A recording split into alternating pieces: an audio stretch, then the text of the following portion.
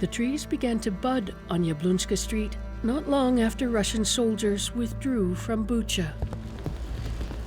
It means Apple Tree Street in English.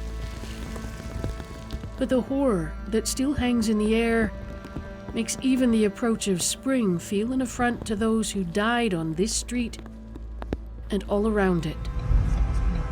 The images of their bodies, left to rot for weeks, were among the first to alert the world to the atrocities Russian soldiers stand accused of when they occupied sleepy commuter towns around Kyiv. У них немає армії. They don't have an army. Мародери, гвалтівники. They have marauders, rapists, and killers who have weapons and carte blanche to do what they want. Vladimir Lazarovsky took these videos, stolen glimpses of an unfolding nightmare. They tell the story of those who survived, hiding in basements, keeping to the shadows. We met him in a Kyiv hospital, recovering from surgery to repair a broken bone in his face. Lazarovsky is a biker. He owned a Harley-Davidson repair shop before it was destroyed in the fighting. He and his extended family live on a cross street, just 3 houses from Yablunska. He says the Russian attacks on civilians intensified on March 18th.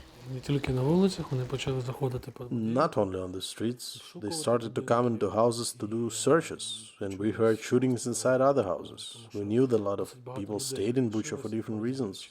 The shootings were happening all around the city.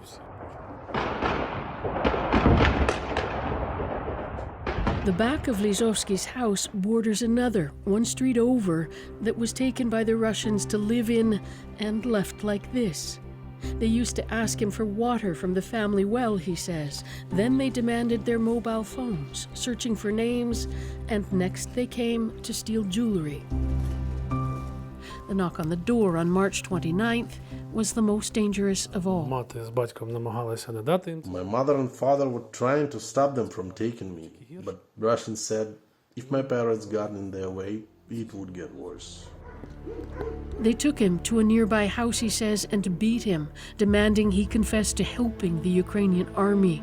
When he refused, they took him outside and walked him the short distance to Yablunska Street. They brought me to a place where bodies of people who had been killed earlier were lying.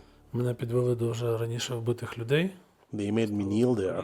They put gun to my head and fired it next to my ear. One of the bodies still lying on the street that day belonged to Vladimir Purvchenko, a man in his 60s killed by a sniper around March 5th, according to neighbors. His bike remained even after Ukrainian troops had liberated Bucha and removed his body. Someone had laid out his belongings too, a memorial of sorts. He was going to work on his bike, says Igor, a family friend who prefers not to give his last name. He worked in Vorzel at the orphanage. We wanted to take him and bury him, but as we came out to the intersection, we saw Russians and retreated right away. After his refusal to confess, Lazarovsky was beaten again before being subjected to a second mock execution. He doesn't know why they didn't kill him. I can't answer that. I don't have any idea. Possibly because of my weight. I didn't meet the bar to serve in the army, so they thought I did not pose any danger. His ordeal ended when 2 of his captors delivered him back home on the same day.